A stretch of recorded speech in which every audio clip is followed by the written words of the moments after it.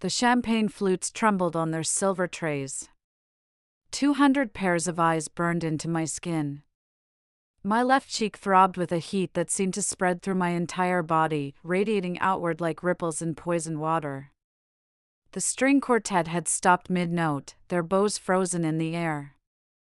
Even the June breeze seemed to hold its breath, waiting. My wedding veil hung crooked now, knocked askew by the force of his hand. I could taste copper in my mouth, where my teeth had cut the inside of my cheek. The white roses in my bouquet trembled in my grip, their petals beginning to brown at the edges, as if they too had absorbed the violence of this moment. And there he stood, my husband of exactly 47 minutes, the man I had loved for 3 years, the man whose child I carried, though no one knew yet, not even him. His hand was still raised slightly, fingers curled as if he couldn't quite believe what they'd just done. His sister stood behind him, her red lips curved into the smallest smile, her eyes glittering with something that looked like triumph. What had she whispered to him?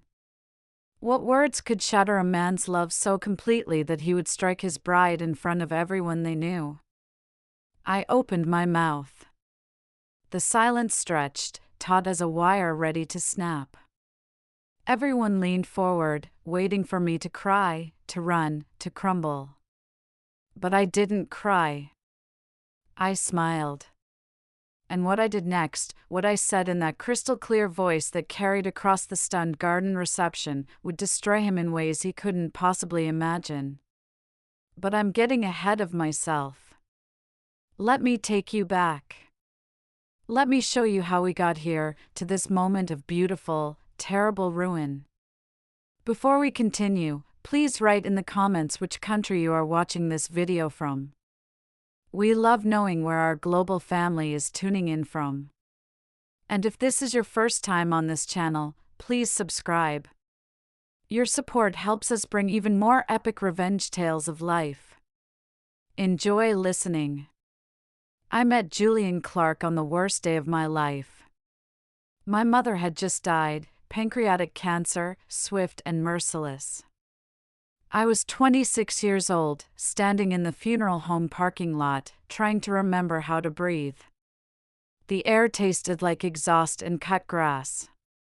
My black dress was too tight around the ribs. I couldn't go back inside. Couldn't listen to one more person tell me she was in a better place, or that time heals all wounds. Time doesn't heal anything. It just teaches you how to walk around with the wound, how to pretend you're not bleeding. I was leaning against my car, pressing my palms against the hot metal hood, when I heard footsteps on gravel. You look like you need this more than I do. I looked up. A man stood there, tall and lean, with dark hair that fell across his forehead. His eyes were an unusual shade of gray-green, like sea glass. He was holding out a silver flask. I don't drink with strangers, I said. Good policy. I'm Julian. He took a sip from the flask himself first, then offered it again. Then not strangers. I took it. The whiskey burned going down, but it was a different kind of burn than grief, a cleaner pain. Who did you lose? I asked. My aunt. You? My mom. He nodded slowly. There was something in his face, a recognition, maybe, like he understood that there were no right words, so he wasn't going to try to find them. We stood there for a long time, passing the flask back and forth, not talking, just existing in our separate griefs together. That's how it started. That's how he slipped into my life, into the raw, open space my mother's death had left behind. Julian was a real estate developer, successful, ambitious, with that particular brand of confidence that comes from never having been truly broken. His family had money, old money, the kind that whispers rather than shouts. His father owned a construction empire. His mother had died when he was young, which he said made him understand loss. But understanding loss and living inside it are two different things. He courted me the old-fashioned way, flowers delivered to my office. I was a junior accountant at a mid-size firm. Nothing glamorous. Dinners at restaurants I couldn't afford. Weekend trips to bed and breakfasts in Vermont, where we'd make love while rain pattered on the windows and he'd trace the curve of my spine with his fingertips. "You're different," he told me once, his breath warm against my neck. "Everyone else just wants something from me. You just want me." I believed him. God help me, I believed every word. He introduced me to his sister, Veronica, after we'd been dating for 6 months. She was 3 years younger than Julian, with the same sharp cheekbones and calculating eyes, but where his gaze held warmth, hers was ice. We met for brunch at an upscale bistro in the city. Veronica arrived 20 minutes late, wearing a white dress that probably cost more than my monthly rent. She kissed Julian on both cheeks, then extended a limp hand toward me. "So, you're the accountant?" she said. "Not nice to meet you, or I've heard so much about you," just a statement of my profession, delivered with the faintest curl of her lip. "That's right," I said, keeping my voice steady. "How quaint." She picked up her menu. Julian always did have a thing for strays. "Veronica," Julian said, his voice holding a warning. She shrugged, signaling the waiter. "What?" "I'm just saying she's not exactly what we expected." That should have been my first clue. But I was so desperate to be loved, so eager to fill the void my mother had left, that I ignored the warning signs. I told myself Veronica just needed time, that she was protective of her brother, that I could win her over. I was wrong about so many things. Julian proposed on the anniversary of my mother's death. He took me back to the funeral home parking lot, the exact spot where we'd met. At first, I thought it was cruel, but then I saw what he'd done. The whole area was transformed. String lights hung from the trees. A violinist stood nearby, playing something soft and haunting. Rose petals covered the ground. And in the center of it all, Julian knelt on one knee, holding a ring that caught the fading sunlight like a captured star. "You've made me believe in second chances," he said, his voice cracked with emotion. "I want to spend the rest of my life proving that I'm worth the risk you took on me. Marry me, please." I said yes. How could I not? The ring was platinum, with a 3-carat diamond. It felt heavy on my finger, weighed down with promise and possibility. We kissed while the violinist played, and I let myself believe that I could have this, that I deserved happiness, that the universe might finally be paying me back for all the pain I'd endured. We set the date for June, 18 months away. Plenty of time to plan the perfect wedding. Veronica insisted on being my maid of honor. "We're going to be sisters," she said, squeezing my hand with surprising firmness. "We should be close." I wanted to believe her. I tried to believe her. But at every dress fitting, every cake tasting, every vendor meeting, I caught her watching me with those cold eyes. And sometimes, when she thought I wasn't looking, she'd lean over to whisper something to Julian, and his expression would darken just slightly before smoothing back into a smile. "What does she keep telling you?" I asked him once, after a particularly tense meeting with the florist. "Nothing important," he said. "She's just stressed about her own life. Don't let it bother you." But it did bother me. It burrowed under my skin like a splinter I couldn't quite reach. 3 months before the wedding, I found out I was pregnant. I took the test in the bathroom of the office, my hands shaking so badly I could barely hold the stick steady. 2 pink lines. Unmistakable. I was carrying Julian's child. The timing was terrible. We'd agreed to wait until after the wedding, until we'd been married for at least a year. But here it was, happening anyway.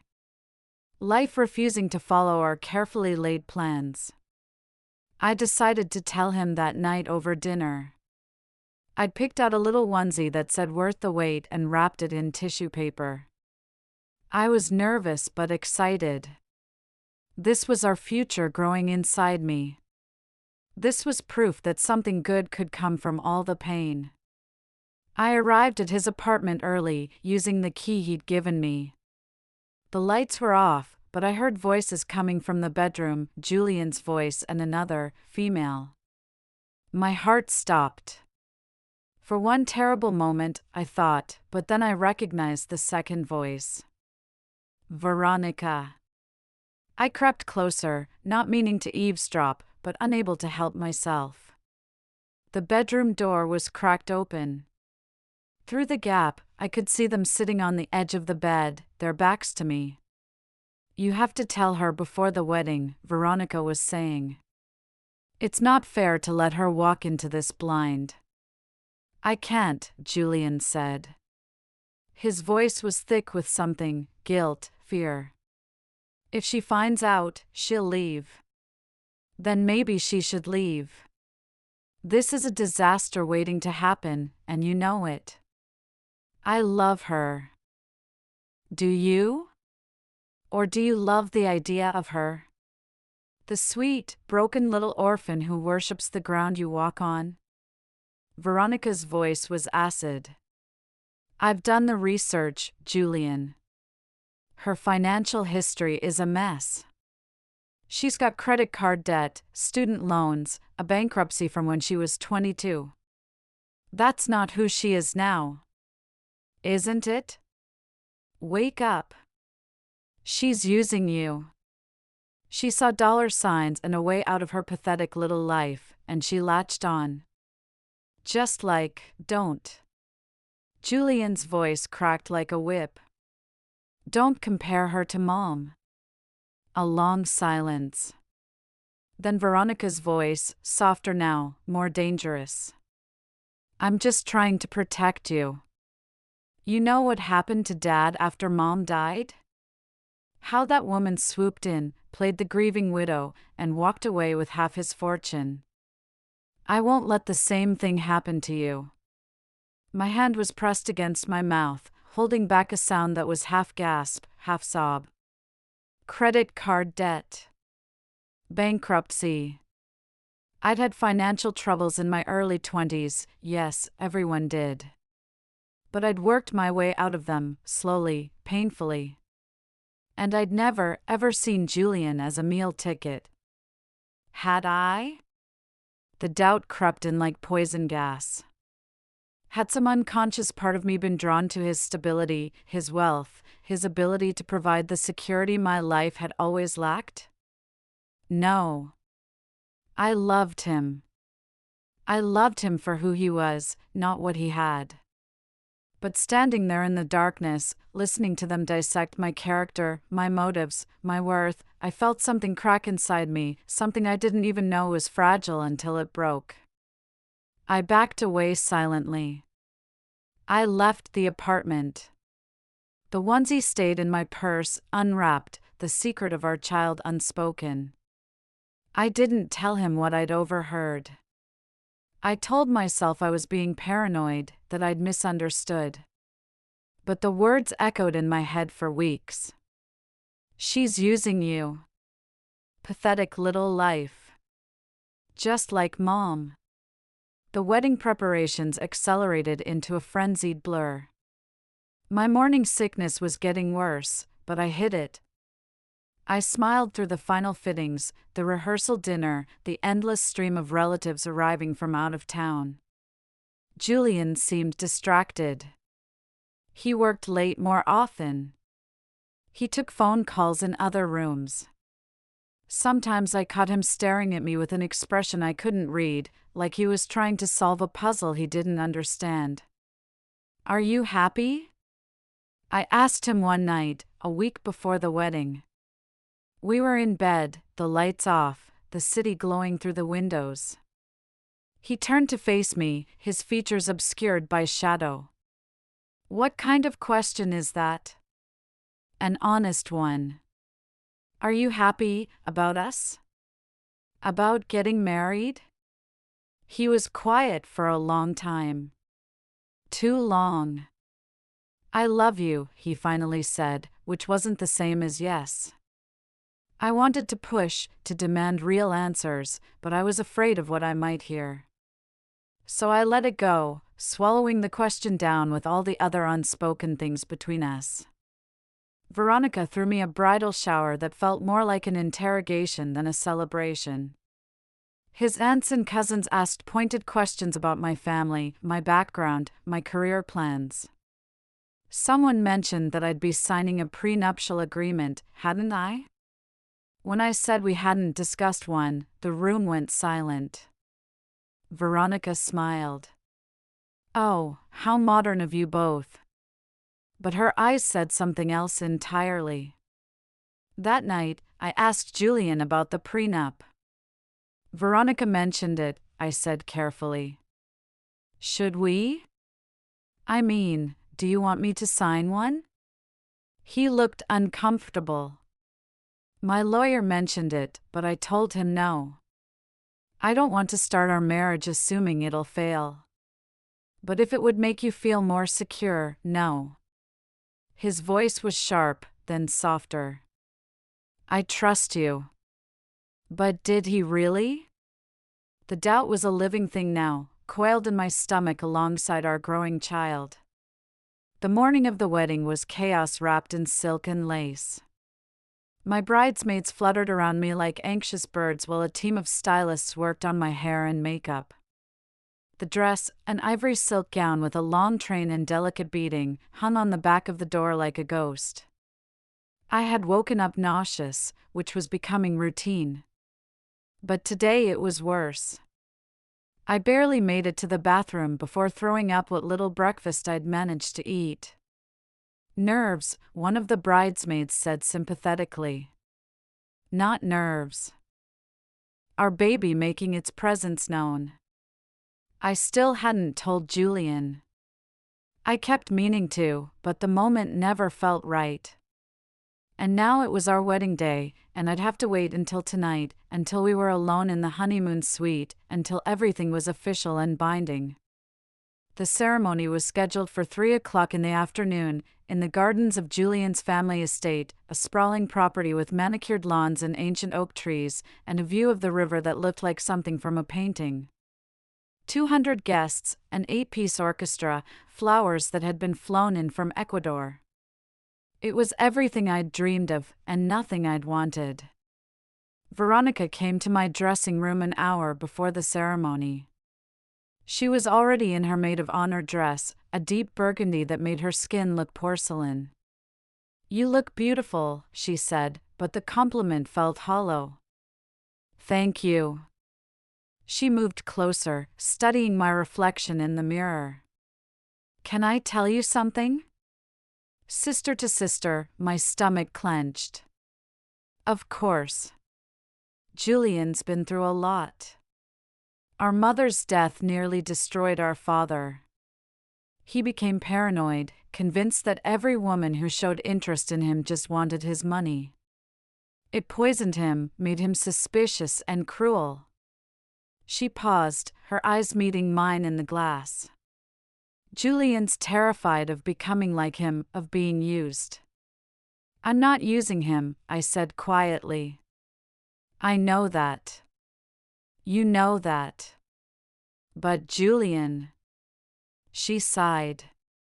Just be patient with him and understand that I'm only trying to protect my brother. That's what family does. She squeezed my shoulder and left, leaving behind the faint scent of her perfume, something expensive and cold, like winter roses. The music swelled, the doors opened, and I walked down the aisle on the arm of my uncle, my mother's brother, the only family I had left. Julian stood at the altar in a black tuxedo, looking like every dream I'd ever had. The late afternoon sun caught in his hair, turning it bronze. His eyes locked on mine as I approached, and for a moment, just a moment, everything else fell away. This was real. This was happening. We were going to be married. The ceremony was traditional. The officiant spoke about love and commitment and partnership. We exchanged vows, the standard ones, not personal ones, because Julian had said he wasn't comfortable with public speaking. We exchanged rings. I now pronounce you husband and wife. You may kiss the bride. He kissed me, and the guests applauded, and I tasted salt. I didn't know if it was from his tears or mine. We walked back down the aisle together, hand in hand, as the orchestra played and rose petals drifted through the air like snow. People were smiling. Cameras flashed. Everything was perfect. And then we moved to the garden reception, cocktail hour. The golden light of late afternoon painting everything in amber. Waiters circulating with champagne and hors d'oeuvres. Guests clustering in small groups, laughing, drinking, celebrating. Julian and I stood near the fountain, accepting congratulations. My feet hurt in the heels, but I smiled through it. His hand was on the small of my back, warm and possessive. "Excuse me for a moment," he said, kissing my temple. "I need to speak with my father." He stepped away. I was immediately surrounded by a group of his business associates, asking me about the honeymoon, about where we'd live, about my plans for work after the wedding. I answered automatically, my responses smooth and practiced, but I was watching Julian out of the corner of my eye. He was standing near the edge of the garden, talking with his father. And then Veronica appeared. She touched Julian's elbow, drawing him aside. They moved away from the crowd, toward a cluster of rose bushes. I couldn't hear what she was saying, but I could see her lips moving rapidly. She pulled something from her purse, a piece of paper, folded. She handed it to Julian. He opened it, read it, and I watched his face change. It was like watching ice form over water. Everything in him went cold and hard. His jaw clenched. His hands, those hands that had touched me so gently just hours before, crumpled the paper into a tight ball. He looked up. His eyes found mine across the garden, and there was nothing in them I recognized. He started walking toward me. The crowd parted instinctively. Something in his expression made people step back. My heart was pounding. I didn't know what was happening, but I knew it was bad. I could feel it in my bones, in the way the air pressure seemed to drop, like a storm rolling in. "Julian." My voice came out smaller than I intended. He stopped in front of me, close enough that I could smell the champagne on his breath, see the muscle jumping in his jaw. "Is it true?" His voice was low. "Dangerous." "Is what true?" "I don't," and then his hand moved. Fast. Brutal. The crack of his palm against my cheek echoed across the garden like a gunshot. Pain exploded through my face. I stumbled sideways, nearly losing my balance. My veil slipped. My vision blurred with tears that were part pain, part shock. The entire reception went silent. I touched my burning cheek, tasted blood, looked up at him, my husband of less than an hour, and saw a stranger staring back at me. "How could you?" His voice broke. "How could you do this to me?" I didn't know what he was talking about. My mind was spinning, trying to process what had just happened. He'd hit me. In front of everyone. On our wedding day. Veronica stood behind him, her hand over her mouth, her eyes wide. But there was something else in her expression, something that looked almost like satisfaction. The guests were frozen. 200 people, suspended in shock. And then I understood. Whatever was on that paper, whatever Veronica had told him, it was a lie. It had to be. She'd been waiting for this moment, orchestrating it, setting me up from the very beginning. The rage that swept through me was cleaner than anything I'd ever felt. It burned away the pain, the confusion, the hurt. It left only clarity. I straightened, lifted my chin, looked my husband dead in the eyes. "Ask me what you think I did," I said. My voice was steady as stone. "Say it out loud, in front of everyone. Whatever you're accusing me of, say it." Julian's face twisted. "You know what you did. Say it. The money. The offshore accounts. You've been stealing from my company for the past year." His voice rose, raw with betrayal. "Veronica showed me the evidence. Bank statements, wire transfers, all traced back to you. You've embezzled nearly $500,000.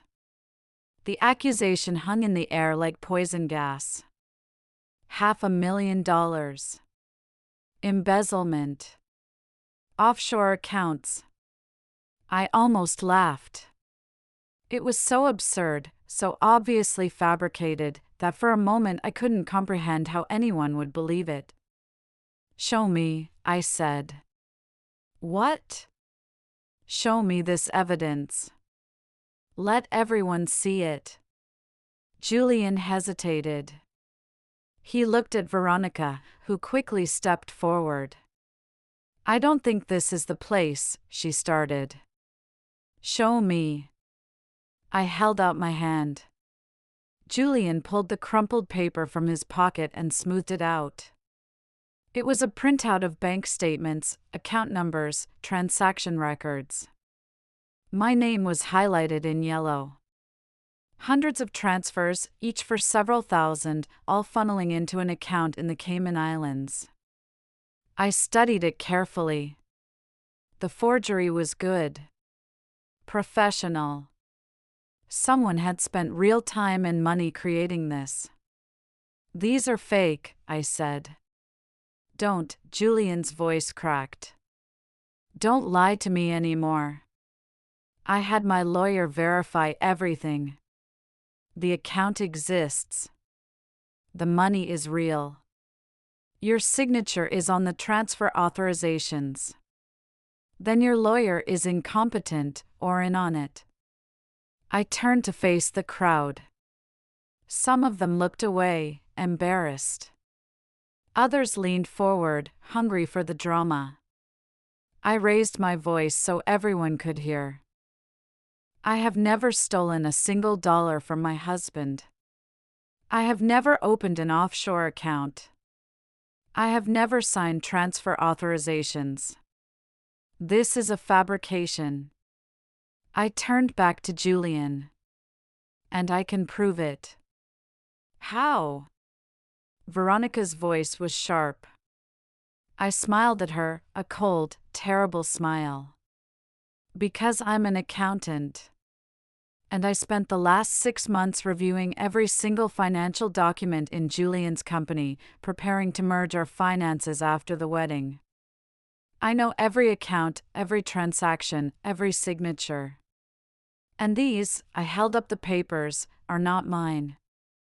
I walked to the nearest table, where my maid of honor had left her purse. I pulled out my phone, opened my email, found the folder I'd been building, just in case I ever needed it. "These," I said, holding up the phone, "are the real financial records of Clark Development. And you know what I found when I was reviewing them? Interesting patterns. Money moving in ways that don't make sense. Payments to shell companies. Invoices for work that was never done." Julian's face had gone pale. "What are you talking about?" "I'm talking about embezzlement. Real embezzlement.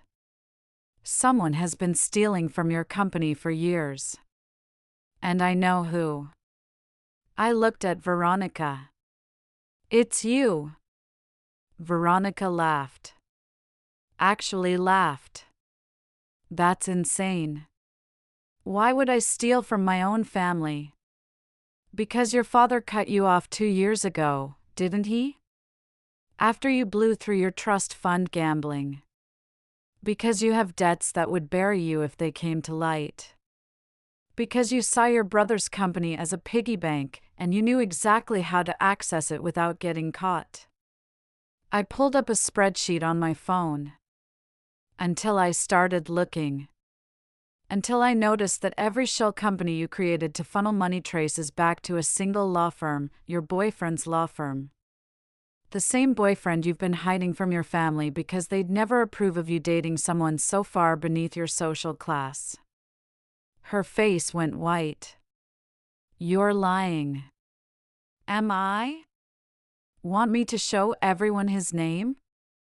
Want me to explain how he helped you create fake vendors, false invoices, dummy corporations? How you've stolen over $3 million in the past 5 years alone? The crowd gasped.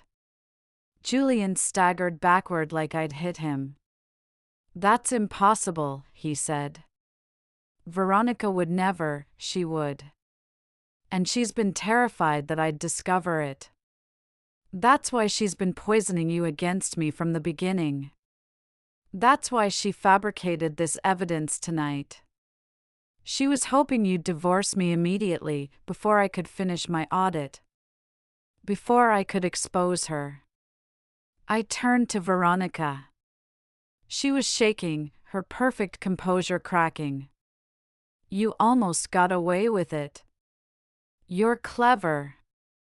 The accounts are well hidden. But you made one mistake. You used the same routing number for multiple transfers. Once I spotted the pattern, the rest unraveled fast. Julian was staring at his sister like he'd never seen her before. Veronica, she's lying. But her voice was weak now. Julian, you can't believe her. She's just trying to deflect. Prove it, I said. Let's call the police right now. Let them investigate. Let's see whose accounts hold up under scrutiny, mine or yours. Silence. Long and terrible. Then Veronica's face did something strange. The fear vanished. Her expression went smooth and cold as glass. You stupid little, she said softly. You think you've won? I think the truth is going to come out, one way or another. The truth? She laughed, a sound like breaking glass. The truth is that Julian never loved you. I made sure of that. Every doubt I planted, every suspicion I nurtured, it was all real. Deep down, he never trusted you. He never believed you loved him for who he was. She turned to her brother. Tell her. Tell her how many nights you stayed awake wondering if she was using you. Tell her about the private investigator you hired to dig into her past. Julian's face confirmed it. He had. He'd actually hired someone to investigate me. Something inside me finally, irrevocably broke. You hired a private investigator? My voice was flat. You married me while believing I might be a con artist. I just needed to be sure you didn't trust me. The words came out hollow. Not ever. Not once. I wanted to. I tried, you hit me. I touched my still burning cheek. In front of 200 people. You struck me without asking questions, without giving me a chance to defend myself. You believed her over me. Shame finally crossed his features. But it was too late. Much, much too late. I took a breath. Made my decision. I want you to know something, I said, my voice carrying across the silent garden. I'm pregnant. 8 weeks. I found out 3 months ago, and I didn't tell you because I overheard you and Veronica discussing how I was just using you for your money. I was waiting for the right moment, hoping it would prove to you that my love was real. I pulled the small wrapped package from my purse, the onesie I'd been carrying for months, and threw it at his feet. Congratulations. You're going to be a father. With a woman you don't trust. Who you physically assaulted in front of everyone you know. On what was supposed to be the happiest day of our lives. The gasps from the crowd were audible now. Phones were out, recording everything. Julian's face had gone gray. You're pregnant? I was going to tell you tonight. I had it all planned. But now. I looked at him, really looked at him, at the man I'd given 3 years of my life to, and felt nothing but cold, clean rage. Now I'm going to walk away. I'm going to divorce you before the ink on our marriage certificate is dry. And I'm going to make sure everyone knows exactly what kind of man you are. The kind who believes lies over the woman carrying his child. The kind who solves problems with violence. I turned to the crowd. Thank you all for coming. I'm sorry you had to witness this, but I'm glad you did, because now you'll all know the truth. About the Clark family. About what happens behind the gates of their estate. About the rot beneath the money, and the power, and the perfect image. I started walking. My feet hurt. My face throbbed. My heart felt like it was tearing in two. Behind me, I heard Julian call my name. Wait! Please! We can fix this. We can. I didn't turn around. I just kept walking, out of the garden, through the estate, toward the front gates where I knew my uncle was waiting with the car. Behind me, chaos erupted, shouting, Veronica's voice rising in denial, Julian's father demanding explanations, guests whispering, phones buzzing, the story already spreading like wildfire. I didn't care. I was done. Finished. Free. The wedding dress was ruined anyway. The story went viral by midnight. Videos of the slap, videos of my accusation, videos of me walking away, the train of my wedding dress dragging through the grass, my head held high. By morning, I was famous. Not the kind of famous anyone wants to be, but famous nonetheless, the slapped bride, the wedding revenge, the accountant who destroyed a dynasty. The news picked it up. Social media exploded. Think pieces appeared about domestic violence, about wealth and power, about the dangers of marrying into money. Julian tried to call. I blocked his number. He sent emails. I deleted them unread. He showed up at my apartment. I called the police.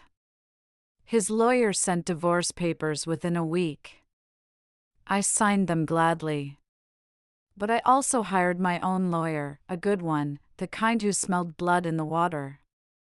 We went after everything, the community property, the assets accumulated during our brief marriage, compensation for emotional distress, and we went after Veronica. The audit I'd started proved everything. The police got involved. Federal investigators. It was bigger than anyone had realized. Over $5 million stolen across 7 years, funneled through a network of fake companies and offshore accounts. Her boyfriend was arrested. She was arrested. Julian's company nearly collapsed under the weight of the scandal. His father had a stress-induced heart attack. The family name, so carefully cultivated, so precious to them, was destroyed. I felt nothing watching it burn. No satisfaction, no regret, just a hollow kind of tiredness. I moved across the country, California, San Diego, where the weather was always perfect and no one knew my face. I had the baby, a girl. She had Julian's eyes and my mother's chin and a fierce scream that made the nurses laugh. I named her Grace, after my mother. Julian tried to establish visitation rights. My lawyer fought him. The video of the slap was shown in family court. The judge's expression was carved from ice. "You struck your pregnant wife in public," she said. "You will have supervised visitation only, pending completion of anger management courses and family counseling. And you will pay child support, substantial child support." He left the courtroom looking like a ghost. I didn't feel victorious. I felt sad. Sad for what could have been. Sad for Grace, who would grow up with a father who'd never really be present.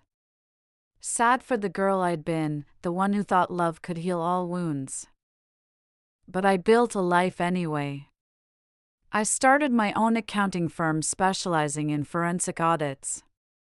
Turns out, there's good money in exposing embezzlers and financial fraud. Who knew? Grace grew. She learned to smile, to laugh, to crawl. She filled the apartment with noise and chaos and love. My uncle helped. Some friends from my old life reached out, offering support. I wasn't alone. And slowly, carefully, I learned to be happy again. Not the explosive, desperate happiness I'd felt with Julian, something quieter, steadier. I'm in my office when the call comes. An unknown number. I almost don't answer. "Hello? It's me." Julian's voice. Older somehow. Tired.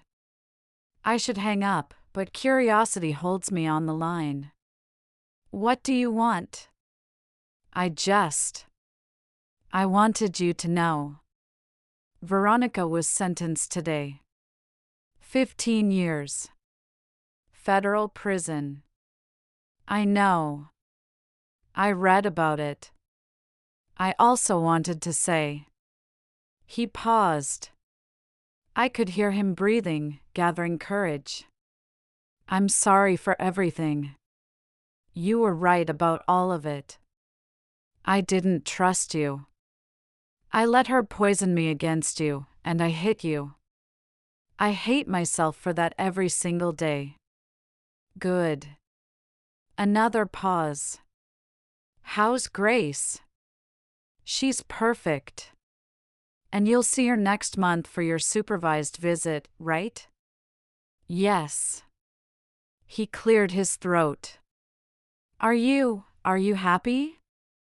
I looked around my office, at the diplomas on the wall, the photos of Grace on my desk, the case files stacked neatly in the corner, at the life I'd built from ashes and rage and sheer stubborn will.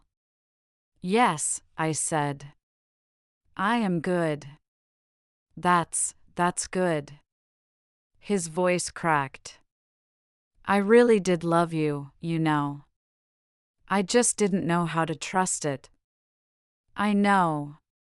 If I could go back. But you can't. None of us can. We just have to live with what we've done."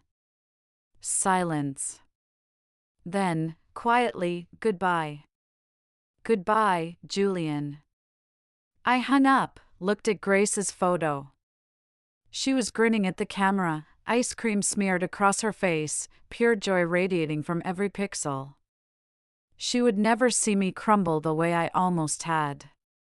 She would grow up knowing that her mother had stood up, brushed off the ashes, and built something beautiful from the ruins.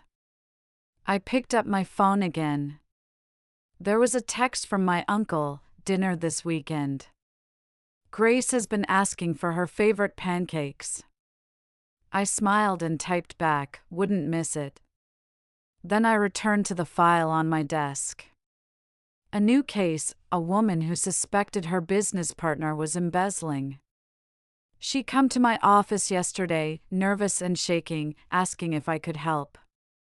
I'd looked at her and seen myself 3 years ago, lost, betrayed, desperate for someone to believe her. I can help, I told her, and I will.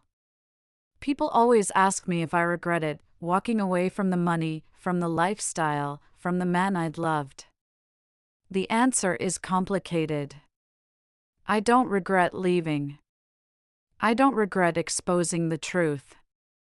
I don't regret choosing myself and my daughter over a life built on lies and suspicion. But I do grieve. I grieve for the version of us that could have existed if Julian had trusted me. If Veronica hadn't been a viper in designer clothes. If love had been enough to overcome fear and doubt and the poison of old family wounds. I grieve for the girl I was, the one who thought a man could save her from loneliness. Who believed that love was supposed to hurt a little, that it was supposed to require sacrifice and silence and swallowing your truth to make someone else comfortable. I know better now. Love isn't supposed to hurt. Real love, the kind worth having, makes you bigger, not smaller. It gives you room to breathe, to grow, to be wholly yourself. It doesn't demand that you prove yourself over and over. It doesn't keep you up at night wondering if you're good enough, worthy enough, real enough. Julian's love was a cage dressed up as a castle. And the moment I walked out of that garden, wedding dress trailing behind me, face throbbing with pain, that was the moment I became free. 6 months after the divorce was finalized, I received a package. No return address. Inside was a letter, handwritten on expensive stationery. I'm writing this from a place you'll never visit. The irony isn't lost on me. I spent years stealing money to maintain a lifestyle I thought I deserved. And now I'm in a cell that costs taxpayers $40,000 a year. I'm not writing to apologize. We both know I'm not sorry for what I did to Julian's company. I'm only sorry I got caught. But I am sorry for what I did to you. You were collateral damage in a war you didn't even know you were fighting. My war against my father's favoritism, my brother's golden boy status, my own inadequacy. You walked into our family believing love was enough, and I made it my mission to prove you were just another gold digger. The truth? I was jealous. You had something I've never had, the ability to love without calculation, to give without keeping score. Julian saw that in you, and it terrified him because it was real. And I couldn't stand watching him have something I knew I'd never find. So, I destroyed it. I destroyed you. I destroyed him. I don't expect forgiveness. I don't deserve it. But I wanted you to know that you were right about everything, every accusation, every ugly truth you threw in my face that day. And I wanted you to know something else, you won. Not because you exposed me. Not because you walked away, but because you survived. Because you're raising my niece somewhere, building a life, being happy. That's the thing I can't forgive you for. Not that you ruined us, but that you didn't let us ruin you. V. I read the letter 3 times. Then I burned it in the sink, watching the expensive paper curl and blacken and turn to ash. Grace was napping in the next room. Through the window, I could see the ocean, endless and blue and indifferent to human drama. I thought about writing back, about telling Veronica that she was wrong, that they had ruined me in ways I was still discovering. That some nights I woke up gasping, dreaming of that moment when Julian's hand connected with my face. That I flinched when men raised their voices. That I questioned every kindness, looking for the trap beneath it. But I didn't write back because the truth was more complicated than either victory or defeat. They had broken something in me. but I had rebuilt myself from the pieces, and the new version was stronger, harder, less willing to bend, less willing to believe that love required me to shrink. Maybe that was winning. Or maybe it was just survival. Either way, I was here. I was standing. I was whole enough. And that would have to be enough. Grace was 3 years old when Julian showed up at my door. Not the broken man who'd called me that day. Not the ghost who showed up for supervised visits with our daughter, barely able to meet my eyes. This was someone different, shoulders broader, hair grayer around the temples, but there was something in his face. A stillness that hadn't been there before. "I know I shouldn't be here," he said. "But I needed to give you this." He held out an envelope, thick, official-looking. I didn't take it. "What is it?" "Veronica died 2 weeks ago. Lung cancer." It was fast. I felt nothing. No grief, no satisfaction, just a distant acknowledgement of information received. "Why are you telling me?" "Because she left something for you. For Grace." He pushed the envelope toward me. "Please, just take it." I took it. Inside was a legal document, a trust fund. $2 million placed in Grace's name, inaccessible until she turned 25. "For the girl I'll never meet," the attached note read. "So she'll never have to marry for security. So she'll never have to wonder if she's worthy of love without strings. So she can be what I never was, free. Your aunt, who loved you in the only way she knew how. From a distance, with money, making sure you'd never need to become me." I stared at the document for a long time. Julian stood on my doorstep, waiting. "She spent the last year of her life setting this up," he said quietly. "She wanted to make sure it couldn't be contested, that it would be airtight." He swallowed hard. "She said it was the only good thing she'd ever done." "It doesn't change anything." "I know. It doesn't make her a good person." "I know that, too. But Grace will have options. Security. A foundation." I looked up at him. "Thank you for bringing this." He nodded, started to turn away, then stopped. "I'm in therapy. Real therapy, not the court-mandated kind. I'm working on." He gestured helplessly. "Everything, the anger, the trust issues, the damage my family did to me and I did to you. I'm not asking for anything. I just wanted you to know." "Good. And I wanted you to know that you were the best thing that ever happened to me. Even though I destroyed it. Even though I didn't deserve it." His eyes were wet. "You and Grace, you're the only real things I ever had. Julian. I'm not trying to win you back. I know that's impossible. I just needed to say it once. Out loud." He stepped back. "Take care of yourself, both of you." He walked away down the path to his car and drove away. I stood there holding $2 million in a trust fund created by a dead woman who'd hated me and loved me and destroyed me and, in the end, tried to save my daughter from her own legacy. Grace called from inside, "Mama, Mama, come see." I closed the door, locked it, put the envelope in my desk drawer, and went to see what my daughter had built with her blocks. Something precarious and colorful and held together with the absolute certainty that only a 3-year-old possesses. "Look," she said proudly. "It's a castle. It's beautiful, baby. And nothing can knock it down, because I made it strong." I kissed the top of her head. "That's right. You made it strong." And that's all that matters. Years pass.